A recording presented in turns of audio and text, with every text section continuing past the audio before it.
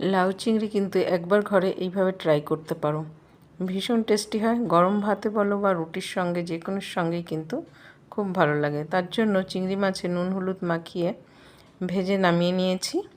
আর একটু তেল দিয়ে আলুগুলোকে বেশ লালচে রং ধরিয়েও ভেজে নামিয়ে রাখতে হবে।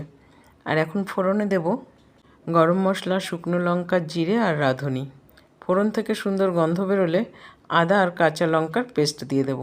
একটু কষিয়ে নিয়ে এখানে কিছু গুঁড়ো মশলা ব্যবহার করেছি, জিরে পাউডার আর হলুদ পাউডার।